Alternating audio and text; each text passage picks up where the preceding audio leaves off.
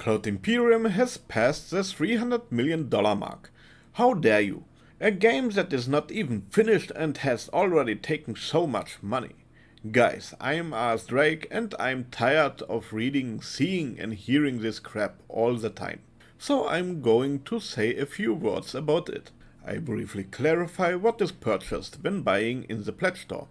And then let's talk briefly about a few other titles, their publishers and what the costs were.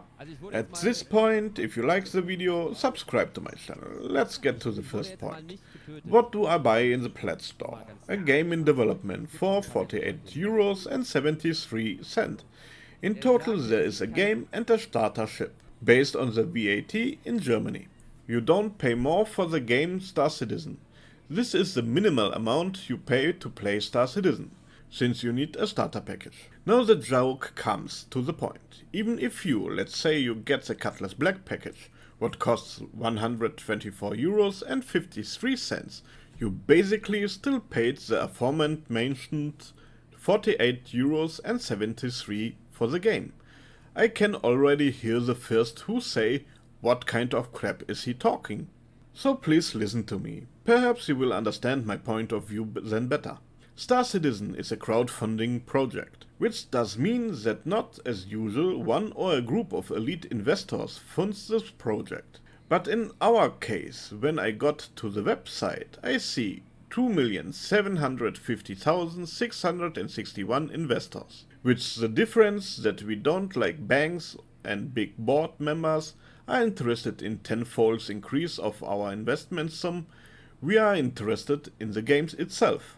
Since we are not rich, at least not me, we have no money to give away. So here comes the point, like with any crowdfunding project, that I will be compensated for my investment. So in my example it would be, instead of a Mustang or Aurora, I get a Cutlass Black. My startup capital would be higher, the insurance doubles, I get a digital access to the game soundtrack, star map and Star Citizen manual when the game is done. So this applies to every purchase on the site. Now comes the joke. I don't have to buy any other ships on the website, because I can earn the ships in-game. Yes, not all ships are in yet, but it changes over time. To come back to the Cutlass Black example, so you can already buy the ship in-game on Levski. It's not like Train Simulator 2020. The one, if you want all the content, must spend €7,700 for all DLCs. And believe me, there are people who want all routes and trains.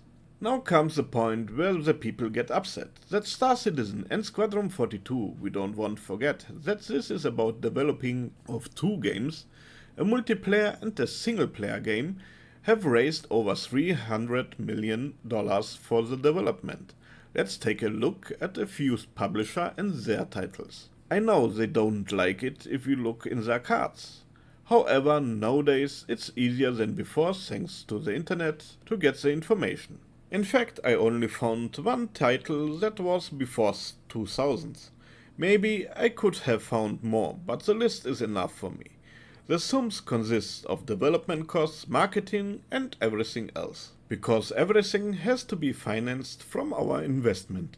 Unfortunately, I cannot calculate one point from our 300 million out. The Cloud Imperium company structure what was built. Since this was also financed from our investment and other companies existed at that time. Let's start small. Released one of my favorite titles, 1997, by Square and Sony Computer Entertainment on the PlayStation 1. Final Fantasy VII. The development costs are 40 million to 45 million, and the marketing fluctuated between 40 million to 100 million. So we are talking about $80 to $145 million back then. Today it would be about, because of the inflation rate, $127 to $231 million. Don't forget that the dollar, like any currency, is suffering from inflation, and you used to get more for your money back then. Let's take a closer look at two other titles. Let's first look at the title from 2009, developed by Infinity Ward and published by Activision, Call of Duty Modern Warfare 2. The development was $50 million, and the rest was $200 million. So back then it was 250 millions, and now we are talking about $298 million.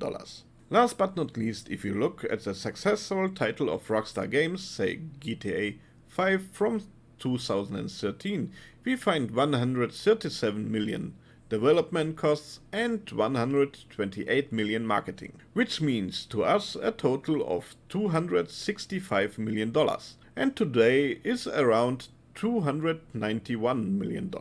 Funny how the sums draw almost the same with our investment sum.